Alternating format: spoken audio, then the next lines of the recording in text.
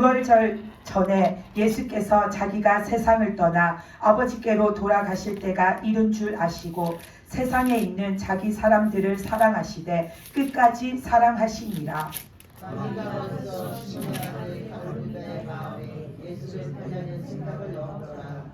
저녁 먹는 중 예수는 아버지께서 모든 것을 자기 손에 맡기신 것과 또 자기가 하나님께로부터 오셨다가 하나님께로 돌아가실 것을 아시고 저녁 쓰던 자리에서 일어나 겉옷을 벗고 수건을 가져다 허리에 두르시고 이에 대야에 물을 떠서 제자들의 발을 씻으시고 그 두르신 수건으로 닦기를 시작하여 시몬 베드로에게 이르되 베드로가 이르되 주여 주께서 내 발을 씻으시나이까. 예수께서 대답하여 이르시되 내가 하는 것을 내가 지금은 알지 못하나 이후에는 알리라. 베드로가 이르되 내 발이 절대로 씻지 못하나이다. 예수께서 대답하여 이르시되 시몬 베드로가 이르되 주여 내 발뿐 아니라 손과 머리도 씻어 주옵소서. 예수께서 이르시되 이미 목욕한 자는 발밖에 씻을 필요가 없느니라. 온몸이 깨끗하니라. 너희가 깨끗하나 다는 아니라 하시니 이는 자기를 팔 자가 누구인지 아심이라. 그러므로 다는 깨끗하지 아니하다 하시니라. 그들이 발을 씻으신 후에 옷을 입으시고 다시 앉아 그들에게 이르되 내가 너희에게 행한 것을 너희가 아느냐. 너희가 나를 선생이라 또는 주라 하니 너희 말이 옳도다. 내가 그러하다. 내가 주와 또는 선생이 되어 너희 발을 씻었으니 너희도 서로 발을 씻어주는 것이 좋으니라. 내가 너희에게 행한 것 같이 너희도 행하게 하려 하여 본을 보였노라. 내가 진실로 진실로 너에게 이르노니 종이 주인보다 크지 못하고 보냄받은 자가 보낸 이보다 크지 못하니 너희가 이것을 알고 행하면 복이 있으리라. 내가 너희 모두를 가르쳐 말하는 것이 아니라 나는 내가 택한 자들 누군지를 아니라 그러나 응하게 하려 하려는 것입니다. 지금부터 일이 일어나기 전에 미리 너희에게 일러둠은 일이 일어날 때에 내가 그인 줄 너희가 믿게 하려 함이로라. 진실로 진실로 너에게 이르노니 내가 보낸 자를 영접하는 자는 나를 영접하는 것이요 나를 영접하는 자를 나를 보내신 이를 영접하는 것이니라. 아멘. 네, 오늘 말씀은 예수님께서 그 제자들의 발을 씻어주신 사건입니다. 그래서 이 발을 씻어주시면서 예수님께서 너희가 내가 행하는 것의 그 뜻을 속뜻을 너희가 알고서 너희도 내가 한 일을 행하면은 너희에게 17절에 보면은 너희에게 복이 있다라고 말씀하십니다.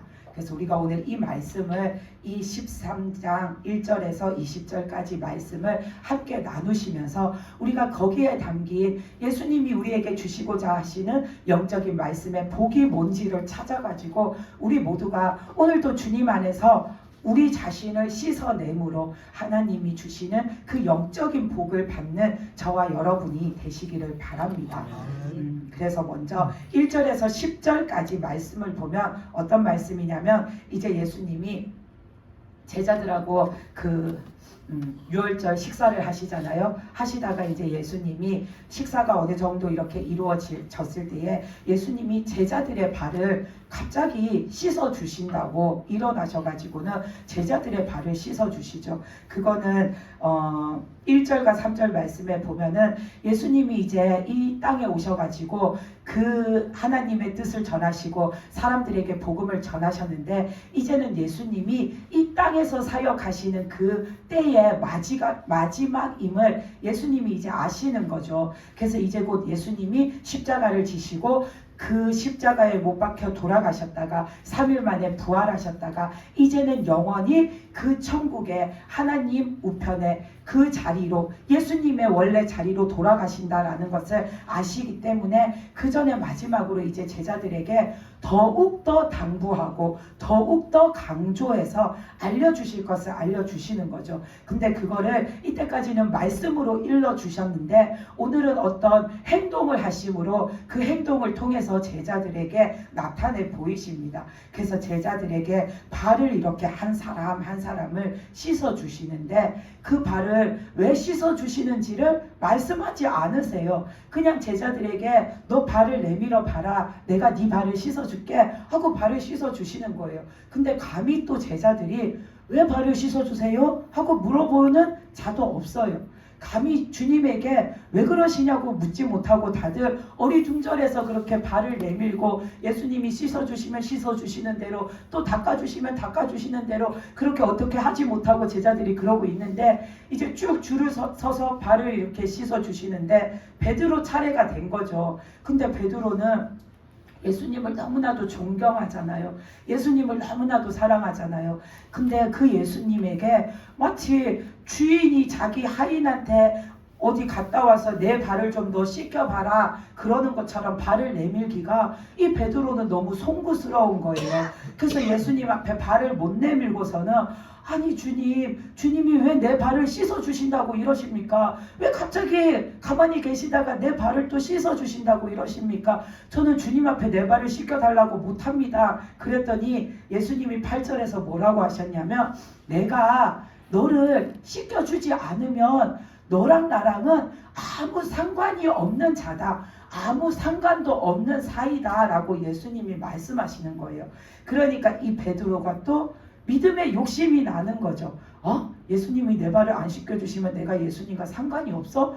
그거는 안 되는데 그러니까 베드로가 발만 내민 게 아니라 뭐라고 하냐면 그러면 주님 나 여기 머리도 씻겨주시고 손도 씻겨주시고 씻겨주실 만한 곳을 싹 다 씻겨달라고 하는 거예요.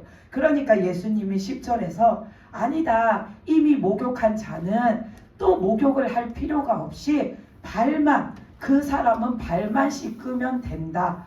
이 당시의 제자들은 이 말의 의미를 몰랐을 거예요. 무슨 말인지도 모르고 베드로도 그냥 들었을 거예요. 우리도 처음에 성경을 접할 때에는 이 말의 의미를 몰랐잖아요. 근데 교회에 와서 예배 드리면서 목사님이 설교해 주시면서 이 말에 담긴 영적인 의미가 뭔지 가르쳐 주셨기 때문에 우리는 이미 이 말씀의 뜻을 알고서 듣고 있는 것 뿐인 거죠. 그 베드로는 제자들은 이 말씀의 뜻은 모르지만 어쨌든 예수님이 하시는 일은 좋은 것이니까 주님 앞에 맡겨드린 거죠. 그래서 우리는 이 1절에서 10절까지 나타난 사건 중에서 특히나 8절 말씀과 우리가 10절 말씀을 보려고 합니다. 8절에서 보면 예수님이 그러셨잖아요. 내가 너를 씻겨주지 않으면 너하고 나하고 아무 상관이 없다. 여기에서 씻겨주신다라는 거는 예수님의 보혈로 우리의 죄를 씻어주시는 거, 예수님은 지금 그걸 말씀하고 계시는 거잖아요.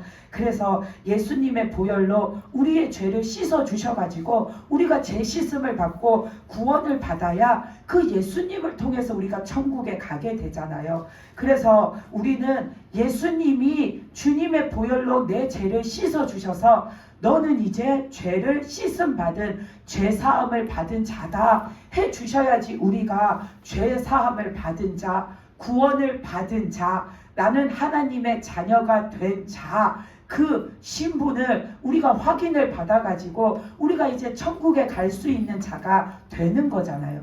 그래서 우리는 이제 구원받은 자가 돼서 예수님하고 상관이 있는, 예수님하고 믿음 속에서 관계를 맺고 살아가는 자가 우리는 된 거죠. 그래서 우리는 예수님하고 관계가 있어야지, 상관이 있어야지 그 천국에 들어갈 수가 아멘. 있는 거예요. 예수님은 지금 그걸 말씀하고 계시는 거예요. 근데 예수님을 믿지 않는 세상의 사람들은 그런 것과 상관없이 살잖아요. 그 사람들은 예수님을 안 믿어도 상관이 없고, 그 사람들은 예수님을 통해서 구원을 안 받아도 상관이 없고, 나는 우리 아버지 아들인데, 나는 우리 아버지 딸인데 내가 그 알지도 못하는 하나님의 자녀가 되는 거, 그것도 나하고는 상관이 없고, 그 사람들은 천국이 있든 지옥이 있든 내가 죽어갖고 천국을 가든 죽어갖고 지옥을 가든 거기에 아무 상관이 없게 그렇게 살고 있잖아요. 세상 사람들은 그게 중요하다 여기지를 않으니까 내가 하나님의 자녀가 안 돼도 괜찮고 내가 천국을 안 가도 괜찮고 내 죄가 안 씻어져도 괜찮고 나는 괜찮아. 나는 그냥 내 마음대로 내 멋대로 내 살고 싶은 대로 내 맘대로 살다가 내 좋은 대로 살다가 내 좋을 때에 그냥 가면 돼. 세상 사람들은 그렇게 내 맘대로 살기 때문에 예수님하고 아무 관계를 맺지를 않아요. 아무 상관없이 살아요. 그렇게 아무 상관없이 살다가 그 사람들은 지옥을 가잖아요. 그러니까 예수님이 제자들에게 너희는 나하고 나를 믿는 예수님을 믿는 그 관계 속에 살아야지 너희가 나랑 상관 있는 자가 돼서 너희는 죄 씻음도 받고 구원도 받고 하나님 자녀도 되고 천국의 그 기업을 상속으로 받아가지고 너희가 나중에 그 유업으로 받은 천국 너희가 잃어버리지 않고 잘 소중히 간직하고 살면 너희가 천국에 들어간다라는 거, 그걸 예수님이 지금 8절 말씀에서 말씀해 주고 계시는 거죠. 그래서 그 말씀을 하셨을 때 베드로는 주님이 주시는 거 더 크게 더 많이 받고 싶은 믿음의 욕심이에요. 사람의 욕심이 아니라 베드로는 믿음의 욕심이 있어요. 그래서 막 크게 받고 싶고 많이 받고 싶은 거예요. 예수님이 주시는 거라면. 그러니까 막 주님한테 나는 그러면 손도 씻겨주시고 머리도 씻겨주시고 저 머리끝부터 발끝까지 다 씻어주세요 그러는 거예요. 그러니까 예수님이 베드로한테 너는 이미 목욕한 자다. 목욕한 자는 발만 씻으면 된다 라고 말씀하시죠. 여기에서 이미 목욕한 자는 예수님을 믿고 예수님을 구주로 시인하고 내가 세례받고 구원받고 예수님을 믿고 사는 사람을 말하는 거예요. 그래서 지금 예배 드리고 있는 우리 모두는 예수님을 믿고 예수님은 나를 구원해 주신 아멘. 구주십니다 시인한 이미 예수님의 보혈로 내 죄를 씻음 받은 우리는 목욕한 자들이에요.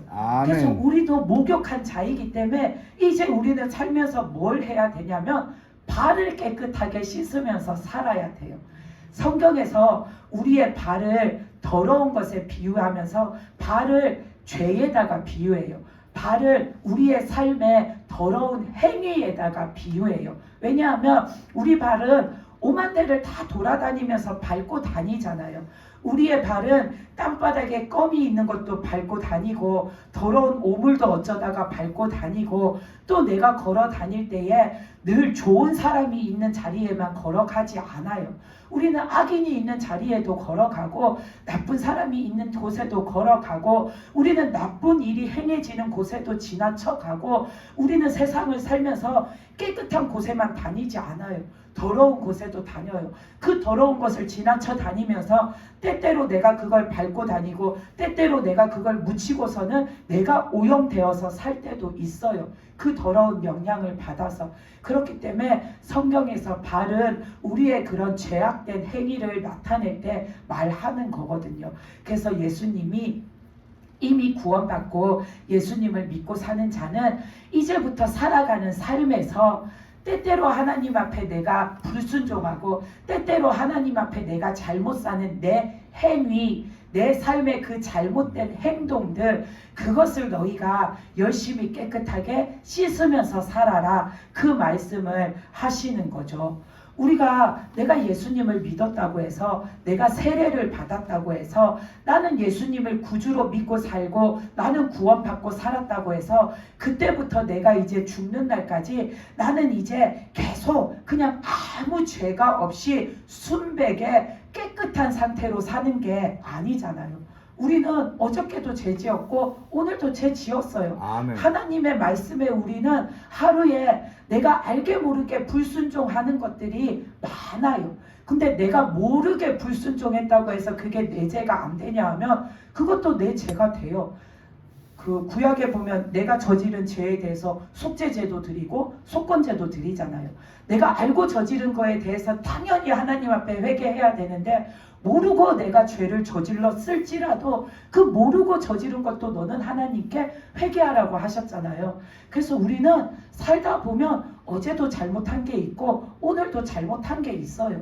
내가 구원받았다고 나는 세례받은 교인이라고 해서 나는 죽는 날까지 깨끗한 자가 될 수가 없어요. 그래서 우리는 맨날 내 발을 깨끗이 씻고 살아야 돼요. 내 삶을 깨끗하게 주님의 보혈 앞에 씻으면서 살아야 돼요. 아멘. 구약시대에 살았던 이스라엘 그 백성들도 보면 할례를 받잖아요. 그게 이스라엘 백성에게 있어서는 나는 하나님 믿는 사람이다라는 표식이잖아요. 나는 하나님의 사람, 하나님이 인정하셨고 택하신 사람이라는 표식이잖아요. 근데 그 이스라엘 백성들이 할례를 받았다고 해서 죽는 날까지 하나님이 너는 깨끗해, 너는 아무 죄가 없어 그렇게 하셨냐 하면 그게 아니었어요. 그 사람들은 죽는 날까지 뭘 했어요? 제사를 드렸어요. 내가 어떤 죄를 지을 때마다 하나님 앞에 내 죄를 대신할 그 양을, 그 짐승을 잡아다가 맨날 속죄제를 드렸잖아요. 내가 하나님 앞에 나가서 죄를 지을 때마다 하나님 내가 이런 죄를 지었습니다. 하나님 내가 잘못했습니다. 내 죄를 용서해 주십시오 하고 그들은 내 죄가 있을 때마다 속죄제를 드렸잖아요. 이것처럼 우리는 하나님 앞에 내가 세례 받았다고 내가 구원을 받았다고 영원토록 깨끗하게 살 수가 없어요.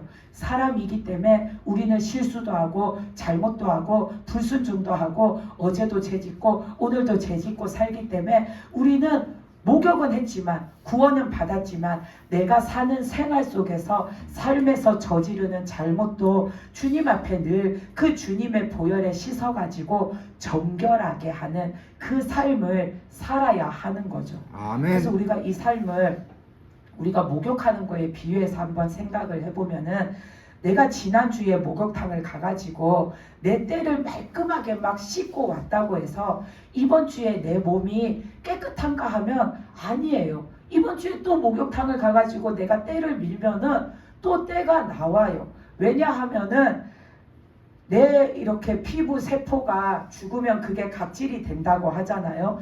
그 죽은 피부 세포가 자꾸 쌓여가지고 때를 만들고 또 환경적으로도 우리는 계속 활동하면서 살잖아요. 그러면서 먼지가 여기에 묻게 되고 어떤 오염적인 물질이 묻게 되고 그러고 내가 땀을 흘리면서 생활하면서 그런 분비물들이 여기에 쌓이게 되고 그러면서 자연히 내 몸에서는 내가 때를 안 만들고 싶은데도 때가 자꾸 생겨요. 근데 그거 냅두면 허옇고 더러워지잖아요. 그래서 우리는 때를 밀면서 살잖아요. 그것처럼 우리가 살면서 나는 죄를 안 짓고 살고 싶어요. 근데 나도 모르게 죄를 짓게 돼요. 그럼 그거를 냅두면 안 되기 때문에 우리는 계속해서 매일매일 하루를 마감하는 시간에 주님 앞에 내 하루를 돌아보는 거예요. 그리고 주님 앞에 내가 잘못을 한 게 생각이 나든 안 나든 오늘 내가 하나님 앞에 100% 완벽한 삶을 살지 못했을 거니까 우리는 주님 앞에 그 주님의 보혈 앞에 나를 내어놓고 또 오늘 하루를 반성하고 또 주님이 나를 새롭게 해주시는 것으로 내가 덧입어서 우리는 매일매일을 그렇게 회복하고 충전해서 살아가는 거죠. 그게 우리를 정결하게 하면서 사는 삶이에요. 그래서 우리는 그렇게 내 때를 맨날 씻으면서 살아야 돼요. 그 때가 우리가 믿음 생활에 비유하면 죄와 같은 거잖아요. 근데 우리가 또 그 때를 밀 때에 보면은 잘 안 밀어질 때가 있어요. 엄청나게 묵은 그런 오래된 때를 밀려고 하면 안 밀어져요. 그럼 사람들은 목욕탕 가서 뭘 하냐면 뜨뜻한 물에 들어가서 30분이고 1시간이고 내 몸을 푹 불리잖아요. 왜냐하면 때가 불어갖고 잘 일어나라고. 이런 거를 비유해서 싫으실지도 모르지만 생각을 해보니까 우리 죄를 씻는 거에 정말 이게 너무나도 이해가 잘 되더라고요. 저도 혼자 묵상하면서 이게 이해가 너무 잘 되더라고요. 그래가지고 우리가 그때를 푹 불려야 잘 씻어지잖아요. 근데 내가 막 성격이 급해갖고 빨리 씻고 싶어요. 후딱 씻고 나가고 싶어요. 그래서 내 만약에 발 뒤꿈치에 각질이 있는데 그게 불지도 않았는데 막 힘을 줘갖고 빨리 밀으려고 막 하면은 그게 깨끗하게 씻겨지냐 하면 깨끗하게 안 씻겨져요. 오히려 그 피부가 찢어져서 피가 나요. 때도 마찬가지잖아요. 그게 충분히 불어나지 않았는데 그냥 내가 성격이 급해서 빨리 막 씻어버리고 얼른 씻어야지 하고서는 막 문지르기만 하면 빡빡 문지르기만 하면은 피부가 상해가지고 벌겋게 돼가지고 여기가 다 쓸려가지고 나중에 목욕하고 나면은 여기가 다 쓰라려요. 쓰라린데 내가 씻고 나서 내 몸을 이렇게 로션을 바를 때 쳐다보면은 안 씻어져 가지고 여전히 허옇게 여기에 때들이 그냥 있어요. 허옇게 각질이 그제서야 일어나 가지고 허옇게 있는 게 보이잖아요. 그럼 그거를 또다시 들어가서 씻을 수도 없고 그냥 찝찝한 채로 옷을 입고 우리가 나오잖아요. 이것처럼 우리가 하나님 앞에 내 오래 묵은 죄는 한 번에 다 벗겨내기가 힘들어요. 아멘. 그러면 우리는 그때 어떻게 하냐면 내가 따뜻한 물에 들어가서 내 몸을 푹 불리듯이 하나님 앞에 내 마음을 불려야 돼요.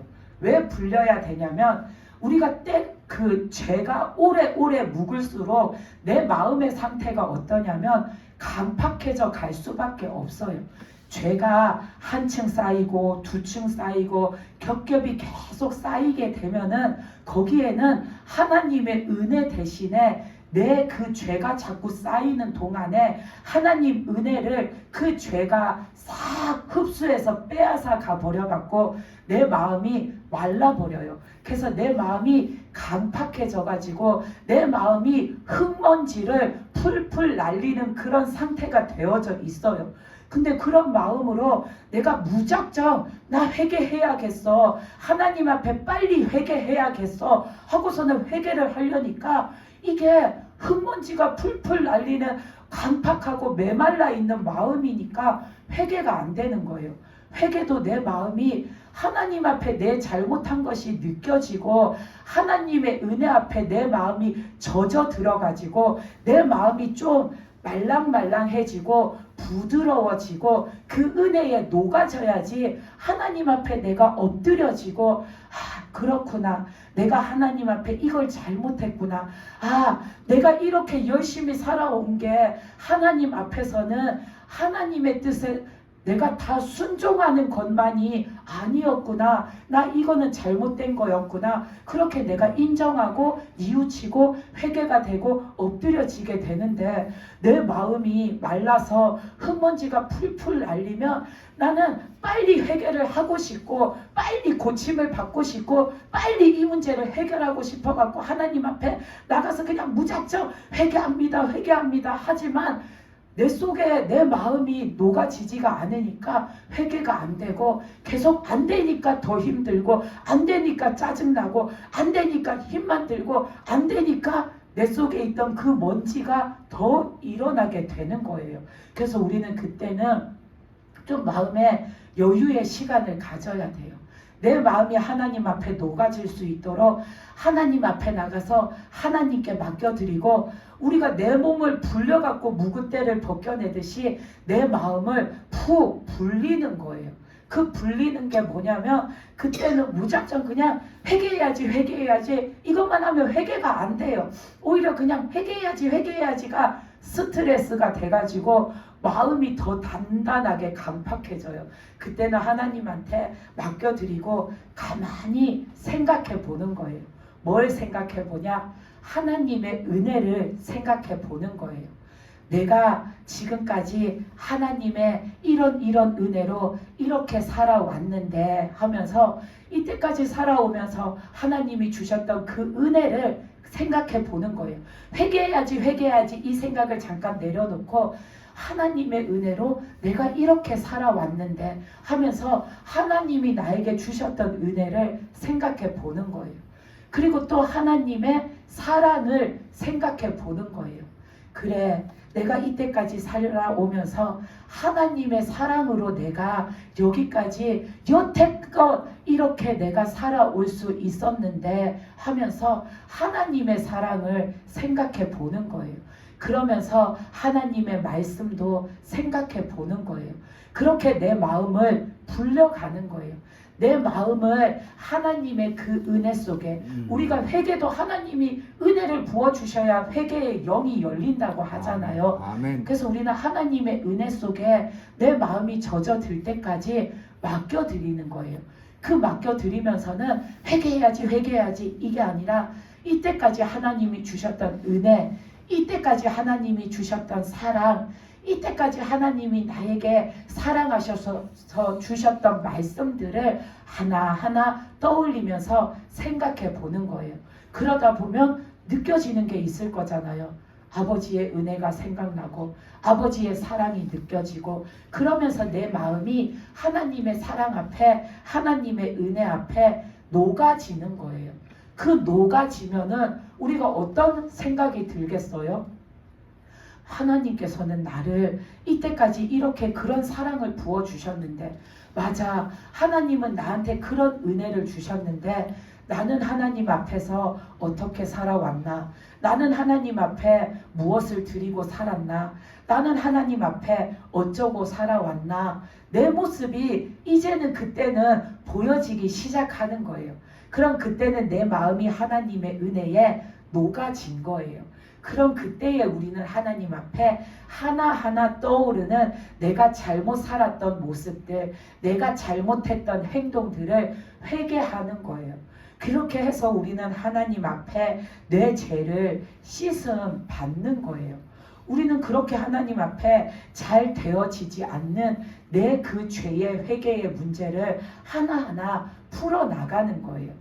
그러면서 우리는 그렇게 하나님 앞에 내 마음이 녹아지기를 기다리면서 하나님의 은혜도 생각하고 하나님의 사랑도 생각하면서 우리는 반드시 그때 뭘 해야 하냐면 하나님의 말씀을 보면서 하나님의 말씀을 묵상하는 것도 해야 돼요. 왜냐하면 우리가 회개를 한다고 이렇게 하나님 앞에 나가서 하다 보면은 어떨 때는 내 마음이 하나님 앞에 풀어지고 녹아져가지고 회개가 되어지고 회개가 하고 싶어져요. 근데 그런데도 불구하고 아직도 하나님이 내 회개가 다 안 되어졌다, 너 아직도 해야 될 남은 회개가 있다 라고 하실 때에 어떨 때는 우리가 나머지 회개를 해야 하는데 그 나머지를 또 하려니까 또 힘든 생각이 들어서 이거는 또 어떻게 하지? 하고서는 그 또다시 드려야 하는 회개를 하기 전에 내 마음이 또 지칠 수가 있어요. 그럴 때에 우리는 또 하나님의 말씀을 보면서 그 말씀을 묵상하는 거예요. 우리가 목욕탕에 가가지고 때를 불리기 위해서 물에 이렇게 앉아 있을 때 계속해서 목까지 이렇게 담그고 있으면 숨차고 덥고 힘들잖아요. 그래서 좀 이렇게 그 탕에 이렇게 몸이 좀 나오게 앉아 있잖아요. 근데 그렇게 나오게 앉아 있다 보면은 머리부터 요 어깨까지 나와 있는 부위가 말라요. 물기가 말라요. 그러면은 내가 그걸 불렸던 게 다시 여기가 마른 상태가 되잖아요. 그러면 사람들이 그 탕에 앉아서 뭘 하냐면 물을 자꾸 끼얹는 행동을 해요.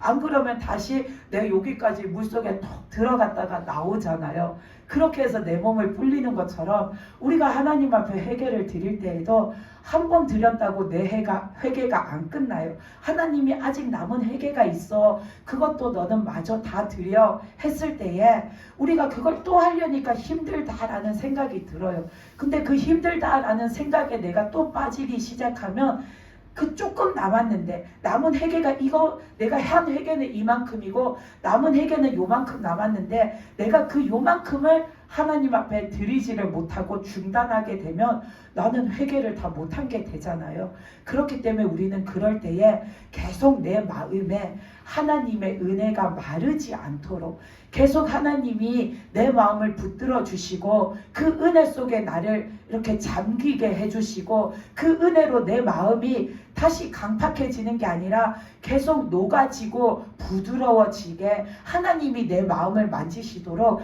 우리는 하나님의 하나님의 말씀을 붙들고 그 말씀을 보고 그 말씀을 묵상하면서 하나님의 앞에 하나님의 뜻 앞에 나를 자꾸 내어드려서 우리의 회개를 이루는 자가 되어야 하는 겁니다. 그게 오늘 8절 말씀에 예수님이 너희는 항상 발을 깨끗하게 씻으라 하신 그 말씀에 담긴 의미입니다. 그래서 우리는 구원 받았지만 매일매일 살아가는 내 삶에서 우리는 또 잘못하고 사는 사람이기 때문에 그렇게 예수님의 보혈 앞에 나가가지고 자꾸만 내 자신을 그리고 내 생활을 깨끗하게 정결하게 씻으려고 우리는 노력해야 되는 겁니다. 아멘. 그리고 우리는 그렇게 주님 앞에 나갈 때에 항상 겸손한 자의 모습으로 나가야 합니다. 오늘 말씀 6절에서도 보면 베드로가 그 예수님이 이제 베드로 차례가 돼서 베드로야 네 발 내밀어봐 내가 네 발 씻겨줄게 했을 때 베드로가 발을 내밀지 못하고 주님께서 어떻게 내 발을 씻어주신다고 그러십니까? 하고 있잖아요. 6절에서. 근데 우리가 이 말씀을 가지고 이때 베드로가 어떤 모습으로 주님 앞에 있었을까를 상상을 해보면은 예수님이 자기 발을 씻어주신다고 자기 앞에 와서 이렇게 엎드리셔가지고 그 대야에다가 베드로 발을 끌어다가 담궈서 씻겨주시려고 하는데 베드로는 감히 예수님 앞에 자기 발을 어떻게 내밀었구나 내 발 씻겨주세요 하겠어요. 그러니까 베드로는 발도 못 내밀고 황송해 가지고 그냥 몸둘 바를 모르고 어찌할 바를 몰라갖고 예수님 앞에 예수님은 자꾸 발을 내밀라고 하는데 발을 못 내밀고 예수님 왜 그러세요 하고 고개를 있는 대로 숙이고 두 손을 막 이렇게 모으고 두 발을 갖다가 이렇게 발가락을 꼭 이렇게 해갖고 발을 딱 붙여서 안 내밀겠다고 예수님한테 내 발을 이 더러운 발을 줄 수 없다고 이러면서 막 발을 꼼지락거리면서 막 이러고 있었을 거 아니에요. 감히 어떻게 내가 예수님한테 이렇게 하인한테 발 씻기라고 하듯이 내 발 씻겨봐 하고 어떻게 내 발을 내밀어 하고 베드로는 막 그러고 있었을 거예요. 이것처럼 우리는 주님 앞에 내가 나아갈 때에는 회개의 자리는 더더욱 그렇지만 어떤 자리가 됐든 우리는 주님 앞에 이렇게 겸손한 자의 모습으로 나가야 돼요. 그게 바로 우리가 주님 앞에 내 주이신 주님 앞에 나아가는 우리가 백성된 자의 모습이고 종된 자의 모습이고 자녀된 자의 모습인 거죠. 아멘. 그렇게 항상 우리는 겸손한 모습으로 주님 앞에 나아가야 합니다. 그리고 예수님께서 또 이렇게 그 제자들의 발을 다 씻기신 다음에 12절부터 그 뒤에 말씀을 보면 예수님께서 이렇게 말씀하세요. 내가 너희한테 오늘 발을 씻겨줬는데 왜 씻겨줬는지 아냐? 하고 이제 씻겨주신 이유를 그 뒤에 이제 말씀해 주시잖아요. 그러시면서 13절에 보면 예수님이 너희는 나를 선생님이라 부르고 너희는 나를 주님이라고 주라고 부르지 않냐? 근데 그 말이 맞다. 나는 너희한테 선생님이고 나는 너희한테 주님이 맞다. 근데 나는 선생이고 주님인 그런 자인데 내가 그런 사람인데 내가 오늘 너희들의 발을 씻겨줬다. 왜? 너희도 앞으로 살면서 서로 너희의 발을 씻어주라고 내가 그거를 행동으로 몸소 보여서 너희에게 실천을 했으니까 너희는 앞으로 살면서 서로 너희의 발을 씻어주면서 살라고 예수님이 말씀하세요. 그러면서 16절부터 보면 예수님이 종이 주인보다 크지 않고 보냄을 받은 자가 보낸 자보다 크지 않다. 너희가 이것을 알고 이것을 명심하고 행하면은 너희가 행할 때에 너희에게 영적인 복이 있다라고 말씀하세요. 예수님은 우리의 구주시잖아요. 예수님은 예수님이 말씀하신 것처럼 우리의 주님이시잖아요.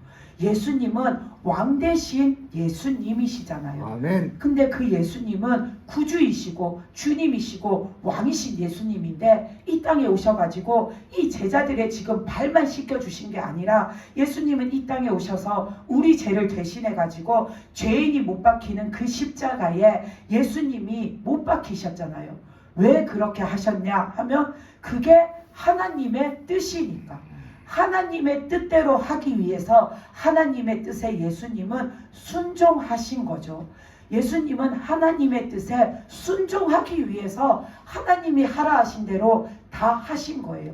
그래서 예수님은 오늘 말씀에서 제자들에게 그 발을 씻겨주시면서 내가 선생님이다, 내가 주다, 그런데도 내가 오늘 너희 앞에서 너희, 내 제자인 너희의 발을 하나하나 씻어준 것은 너희도 내 말에 순종하고 하나님의 말에 순종하라고 내가 그 순종함에 본을 보인 것이니 너희는 다 하나님 앞에 순종하는 자가 되고 주님 앞에 순종하는 자가 되라는 거, 그 순종의 본을 보이신 거를 말씀하고 계시는 거죠. 그렇기 때문에 16절 17절에서 종이 주인보다 크지 않고 보냄을 받은 자가 보낸 자보다 크지 않다. 그렇기에 너희가 이것을 알고 너희는 항상 왕이신 하나님 앞에 종된 자들이고 주님이신 그 주님 앞에 너희는 종된 자들이고 자녀된 자들이고 백성인 자들이고 섬겨야 하는 자들임을 알고 행할 때에 복이 있다라고 말씀하신 거죠. 그래서 예수님은 하나님과 동등되신 분이시지만 그 동등됨을 취하지 않으시고 스스로를 비워서 종의 형체를 이루셔서 스스로가 하나님의 종으로 쓰임받기를 자청하셨잖아요. 하나님의 뜻에 스스로 순종하심으로 하나님의 크신 뜻, 사람을 구원하기 원하시는 하나님의 크신 뜻을 이루어 드리셨잖아요. 이것처럼 우리들도 하나님의 뜻 앞에 하나님의 말씀 앞에 순종함으로 하나님의 뜻을 이루는 자들이 되어야 합니다. 아멘. 그래서 이 말씀에서 예수님이 그 제자들 발을 씻겨주신 다음에 내가 왜 이 행동을 했는지 이유를 설명하시면서 이제부터 너희 서로의 발을 씻어주는 것이 마땅하다, 이렇게 말씀하신 것은 우리에게 겸손함으로 섬기라고, 겸손하게 순종하라고, 그래서 겸손함과 순종함과 섬김을 말씀하고 계시는 거죠. 근데 여기에서 우리가 또 한 가지 덜을 보려고 합니다. 그게 뭐냐면 이 말씀에서 14절에서 보면 너희도 서로 발을 씻어주는 것이 옳다라고 하시잖아요. 너희도 이제 앞으로는 내가 없을 때에 이제 너희 서로 너희끼리 너희 서로의 발을 씻어주라 말씀하세요. 그럼 우리는 이 말씀에 순종해서 서로 발을 씻어주는 자가 돼야 되잖아요. 근데 아까도 말씀드린 것처럼 발을 씻어준다라는 거는 예수님이 우리의 죄를 사해 주신다는 거, 주님의 보혈로 우리의 죄를 씻어주신다라는 걸 의미한다라고 했잖아요.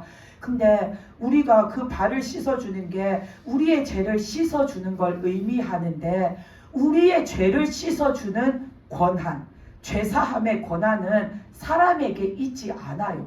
죄사함의 권한은 오직 예수님께 있어요. 아멘. 사람의 죄를 사하시는 권한은 주님만이 하시는 일이에요. 우리는 내가 아무리 믿는 자라고 해도, 내가 교회에서 아무리 높은 자라고 해도 죄를 사해 줄 수 있는 권한은 없어요. 사람에게 그게 없어요. 근데 예수님은 여기에서 너희끼리 서로 너희 발을 씻어줘라 라고 하세요.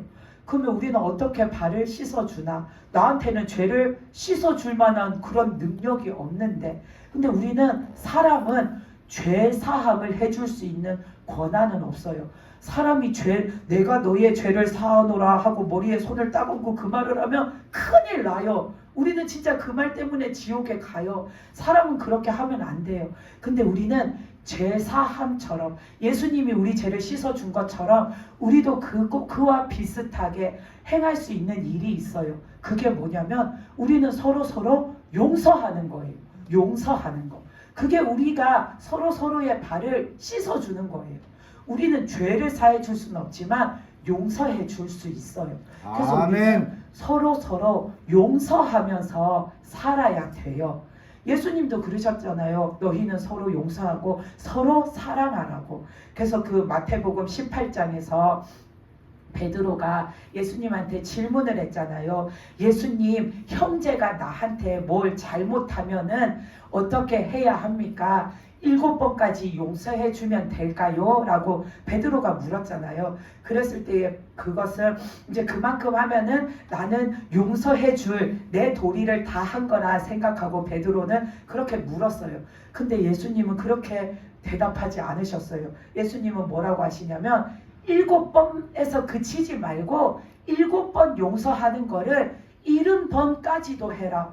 그것은 숫자의 문제가 아니에요. 7번을 70번까지 하라. 이 말씀은 그냥 너 사는 날 동안 누가 너한테 잘못하면 끝까지 계속 너 용서해주면서 살아라. 그 말씀이신 거죠. 그래서 예수님은 우리한테 끝까지 너희는 용서하면서 살라라고 말씀해 주셨어요. 우리가 구원받을 수 있었던 거는 하나님께서 우리 죄를 용서해 주셨기 때문이잖아요. 아멘.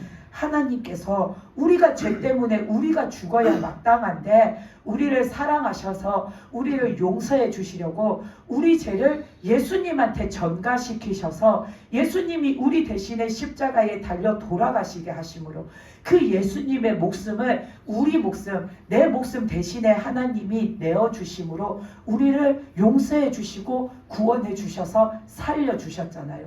우리는 그런 하나님의 은혜로 내가 살았기 때문에 우리는 다른 사람들을 용서하고 살고 사랑하고 사는 게 우리는 마땅한 거예요. 그래서 우리는 서로의 발을 씻어줘라 이 말씀에 순종해서 우리는 서로 용서하면서 살아야 돼요. 그래서 우리는 서로를 용서하면서 사는데 그 용서하면서 살 때에 우리는 어떤 거를 해야 되냐면은 내가 한번 이 사람이 잘못한 거를 용서해 줬잖아요. 그럼 우리는 그거를 나중에 다시 끄집어내면은 안 돼요. 그러면 우리는 죽는 날까지 이 사람을 7번씩 70번을 용서해 줘도 마지막 끝에 가서는 내가 용서해 줄 수가 없어요. 왜냐하면 예전의 일을 내가 자꾸만 곱씹고 자꾸 그게 내가 풀어지지가 않고 용서가 되지 않고 있으면 내 마음에서 그거를 내가 풀어내지 못했기 때문에 이미 용서하고 내가 지나가지 못했기 때문에 내가 이 사람을 용서해 준 게 되지를 않기 때문에 우리는 이미 내가 이 사람을 용서하기로 했으면 그것 이제 지나간 거예요.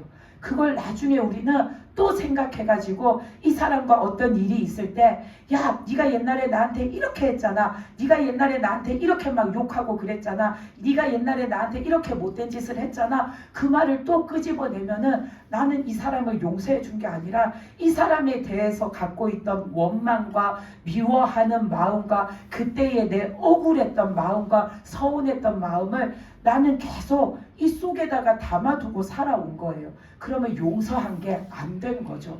그렇기 때문에 우리는 용서할 때에는 내가 이 사람을 용서해야지 하고 마음을 딱 먹고 용서했으면 이제 옛날 일은 잊어버리는 거예요. 우리가 그런 말 있잖아요. 과거를 청산하고 새 출발을 한다고. 우리가 용서하는 데에도 과거를 청산하고 새 출발을 하는 게 필요해요. 과거가 청산 안 되면 새 것으로 나도 새 것으로 저 사람도 새 것으로 새롭게 출발이 안 돼요. 그래서 내가 딱 이 시점까지의 일을 용서했으면 옛날부터 여기까지는 끝났어요. 이제 용서하고 지나갔어요. 이제부터는 현재를 보는 거예요. 현재의 나와 이 사람의 모습을 보면서 이제 나도 새롭게 이 사람도 새롭게 우리는 다시 시작해서 가야지 서로 사랑하면서 살 수가 있는 거예요. 아멘. 하나님도 그러셨잖아요. 하나님도 우리의 그 죄를 한번 사해 주시면 그 사해 주신 죄에 대해서 다시 기억하지 않으신다라고 하셨잖아요. 하나님이 만약에 내 죄를 사해 주셨어요. 근데 내가 살다가 다음에 또 뭔가를 또 하나님 앞에 잘못했어요.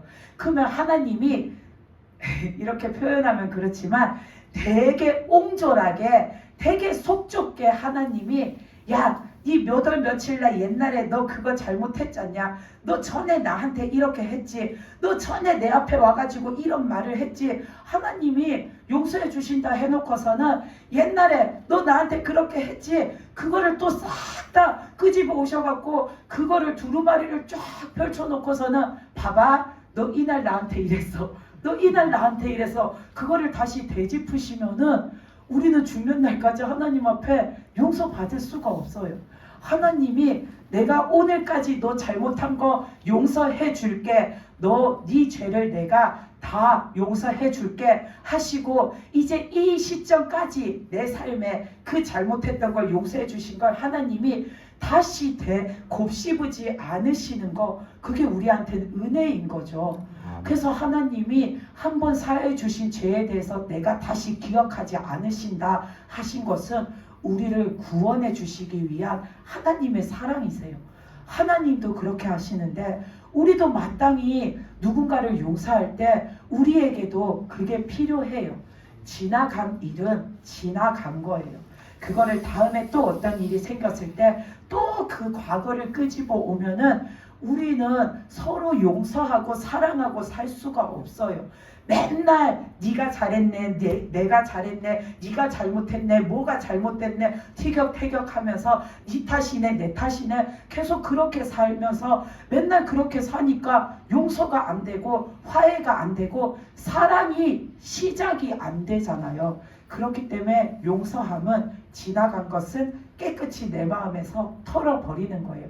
그리고 이제 현재부터를 보고 앞으로를 함께 사랑하면서 서로 응원하면서 서로 협력하면서 화목하게 나아가는 거죠. 아멘. 그게 우리에게 필요합니다. 그리고 우리가 서로의 이 발을 씻어주는 거, 용서하면서 살고 서로 용서하고 사랑하고 살아갈 때에 또 필요한 게 뭐냐면, 우리는 자꾸 누군가의 장점을 보려고 노력해야 돼요. 우리가 사람의 단점을 보는 거 되게 쉬워요. 되게 쉬우면서 거기는 끝이 없어요. 우리가 어떤 한 사람을 놓고 그 사람의 단점을 이야기하면 이 사람이 한마디, 이 사람이 한마디, 우리가 저부터 시작해서 전도사님까지 여기에 있는 사람이 한 번씩 돌아가면서 만약에 누군가를 놓고 단점을 얘기할 때 몇 바퀴를 돌아도 안 끝날 수도 있어요. 그것처럼 우리가 누군가의 단점을 말하기는 너무나도 쉬워요. 근데 우리가 누군가를 용서하고 사랑하고 살아갈 때 자꾸 단점을 보고 단점이 보인다고 해서 그 단점을 자꾸 꼬집고 이야기하면은 절대로 그 사람이 사랑해지지가 않아요. 자꾸만 미워질 수밖에 없어요. 왜? 단점이 자꾸 부각되기 때문에. 그래서 우리가 용서하고 사랑하고 화목하게 살려면은 그 사람의 장점을 보려고 노력해야 돼요. 나도 그러고 저 사람도 나를 볼 때 서로가 서로의 장점을 보려고 노력해야 돼요. 그래서 이 사람을 볼 때에 이 사람은 이런 걸 참 못해. 그러고서는 왜 저걸 못하지? 아니 왜 저것도 못하지? 이러면 끝이 없어요. 그러면 또 나는 다시 옛날로 돌아가서 이 사람을 미워하게 되잖아요. 그렇기 때문에 이 사람은 이걸 참 못해. 근데 반면에 저거는 못하는데 저 사람은 그래도 잘하는 게 있어. 이거 다른 거 이거는 참 잘해. 그래서 다른 거 이거 잘하는 거를 자꾸 칭찬하는 거예요. 그러면서 이 잘하는 거를 자꾸 보려고 나도 노력하는 거예요. 그러면 나도 그 사람의 장점이 한 개가 보여지던 게 두 개가 보여지고, 두 개가 보여지던 게 10개가 보여지고, 그러면서 이 사람에 대한 내 마음이 사랑하는 마음으로 바뀌어지는 거예요. 아멘. 그래서 우리는 누군가와 용서하고 그 사람의 발을 씻어주는 자가 내가 돼서 사랑하는 자로 살아가려면은 다른 사람의 단점을 파헤치기보다 단점은 하나님께 맡겨드리세요. 기도하는 거죠. 또 소리내서 기도하면 이 사람이 삐칠 수 있잖아요. 속으로 기도하세요. 하나님, 저 사람한테는 이런 단점이 있어요. 근데 나도 못 고치고 저 사람도 못 고쳐요. 그러니까 하나님은 아시니까 저 사람의 단점을 고쳐주세요. 하나님께 기도하는 거예요. 그리고 그 사람의 단점은 나는 묻어두는 거예요. 그리고 나는 이 사람의 장점을 보려고 계속 그러면서 살아야지 우리가 서로 용서하고 서로 사랑하면서 살 수가 있어요. 우리는 따지고 보면 내가 100% 다 잘하고 살 수 없어요. 또 저 사람이 100% 다 잘못하고 사는 것도 아니에요. 이 사람도 잘하는 게 있으면 못하는 게 있고 나도 잘하는 게 있으면 못하는 게 있어요. 그러면 저 사람이 잘하는데 못하는 게 있으면 그 못하는 걸 내가 잘하면 보완해 주면 되고, 내가 못하는 거 저 사람이 잘하면 저 사람이 나를 보완해 주면 되고, 그게 우리가 서로 용서하고 사랑하고 사는 방식이잖아요. 그래서 우리가 예수님이 말씀하신 서로가 서로의 발을 씻어주면서 살아라, 이 말을 우리가 실천하려면 우리는 그런 모습들을 갖추어야 합니다. 아멘. 그래서 우리는 누가 잘났네, 내가 잘났네, 네가 잘났네 하는 게 아니라 우리는 하나님 앞에서 보면 지금 다 똑같아요. 뭐가 똑같냐면 우리는 다 하나님 앞에서 다 똑같이 지금 크느라고 힘들어하는 자들이에요. 우리는 지금 하나님 앞에서 다 똑같이 내 믿음이 크느라고 우리는 지금 다들 힘들어하고 있어요. 우리가 하나님 앞에서 믿음이 크는 게 막 나이가 어릴수록 잘 크는 게 아니에요. 믿음이 나이가 어리다고, 내가 젊다고, 내가 체력이 좋다고 해서 그 사람 믿음이 빨리빨리 성장하는 게 아니에요. 또 내가 나이는 들었지만 그 있잖아요, 노인들은 지혜가 있다라고. 그래서 내가 나이는 들었지만 나는 그래도 연륜이 있어, 나는 노인의 지혜가 있어 한다고 해서 그 노인의 지혜로 내가 하나님 앞에서 내 믿음이 빨리빨리 크는 것도 아니에요. 하나님 앞에서 내 믿음은 젊다고 빨리 크는 게 아니고, 내가 노련함과 경륜과 연륜과 지혜를 갖췄다고 빨리 크는 게 아니고, 우리가 하나님 앞에 내 믿음이 빨리 크는 방법은 순종하는 거예요. 아멘. 내가 순종할 때 하나님 앞에서 내 믿음이 크는 거예요. 그래서 우리는 하나님 앞에서 서로 발을 씻겨주는 자가 돼야지 서로의 단점을 파헤치는 자가 되면 안 돼요. 우리는 하나님 앞에서 크느라 다 지금 수고하고 있어요. 60대인 사람은 60살에 내가 크느라고 힘이 들고, 50대인 사람은 50이 돼가지고 내가 이제 크느라고 힘이 들고, 40대인 사람은 40살에 내가 이제 하나님 앞에서 커보겠다고 힘이 들고, 우리는 다 지금 하나님 앞에서 크느라고 힘든 시기거든요. 그렇기 때문에 우리는 서로 보듬으면서 서로 응원해 주면서 서로 사랑하면서 그렇게 함께 힘을 모아서 함께 나아가는 자들이 되어야 합니다. 아멘. 그랬을 때에 우리가 한 믿음으로 함께 성장하면서 하나님의 뜻을 이루어 갈 수가 있는 겁니다. 그래서 우리가 오늘 이 말씀을 보면서 하나님이 나를 사랑하심으로 용서해 주시고 구원해 주신 사랑을 생각하면서 우리들도 누군가를 용서하고 사랑하고 함께 나아가면서 서로가 서로를 지지하고 응원하고 칭찬하고 힘을 보태는 그런 믿음의 하나된 믿음의 그런 저와 여러분이 되시기를 바랍니다. 아멘. 기도 드리시겠습니다.